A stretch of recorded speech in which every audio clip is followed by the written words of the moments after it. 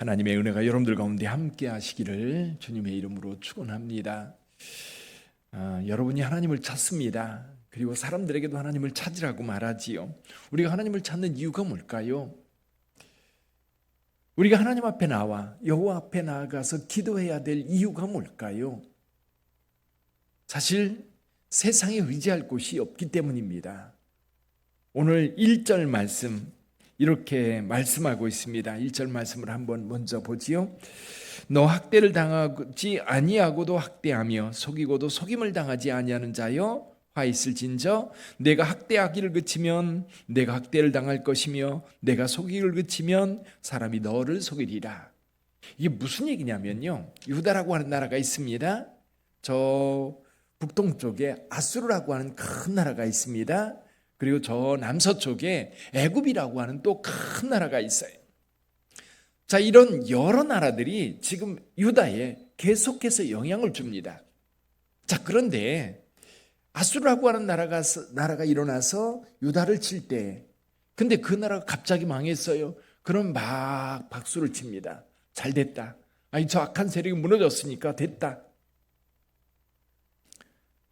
근데요, 그 나라가 없어지면 다른 나라가 안 일어나나요? 애굽이라고 하는 나라가 또 강대해져서 유다를 지배하는 거예요. 그러니까 여러분, 큰 나라가 망했다고 그래서 좋아할 일이 아니라는 거예요. 저 악한 세력이 무너져서 이제 끝났다라고 말할 게 아니라는 거예요. 세상의 악의 세력은 끊임없이 반복됩니다.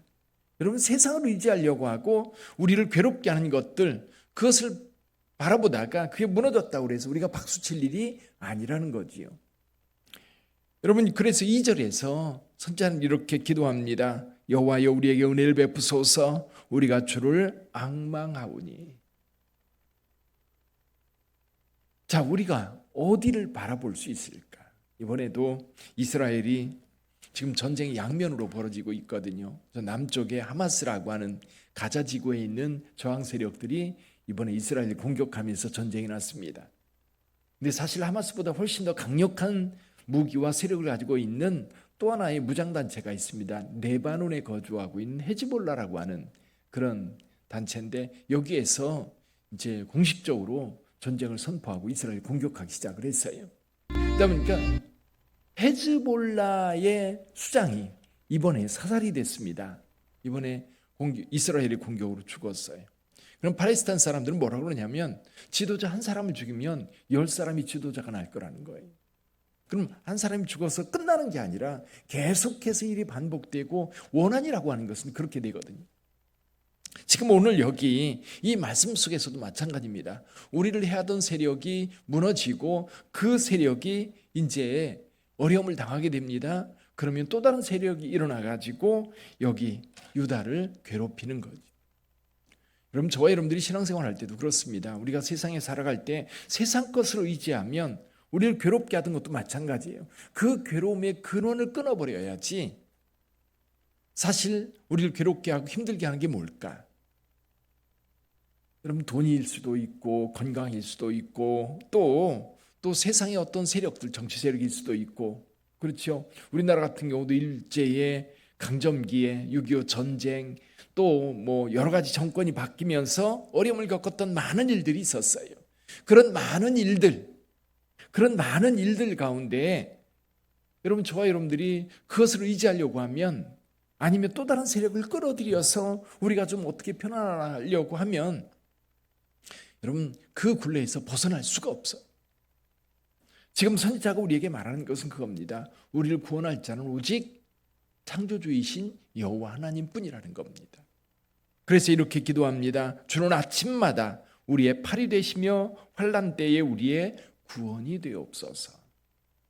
사랑하는 성도 여러분, 오직 우리를 구원하시리는 하나님뿐이다. 그래서 세상이 어떻게 돌아가든지 우리의 중심은 오직 하나님을 향해 있어야 돼요. 물론 세상의 어떤 세력 때문에 또 태풍이 오고 폭풍우가 몰아치고 폭우가 몰아치고 이런 일들이 우리 주변에 흔히 일어나지만, 우리가 굳건하게 하나님만 의지하고 하나님만 바랄 때에 여러분, 흔들리지 않아요. 폭우가 온다고 이리 피하고 저리 피할 때에. 그래서 아모스 선지자는 그런 얘기를 해요. 사자를 피해서 막 도망갔더니 누구를 만나요? 곰을 만난. 그래가지고 집에 부전이 들어와서 벽 기둥을 만졌더니 거기에서 뱀에 물린다. 그러니까 피하면 또 다른 것들이 거기 준비되어 있어요. 또 다른 것들이. 그럴 때. 그리고 어떤 상황 속에서 우리가 벗어날 수 없을 때. 그래서 우리 하나님은 창조주 하나님이요, 어디든지 우리가 찾으면 찾을 수 있는 하나님.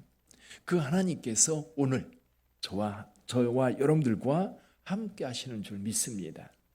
여러분들의 마음을 힘들게 하는 게 뭐예요?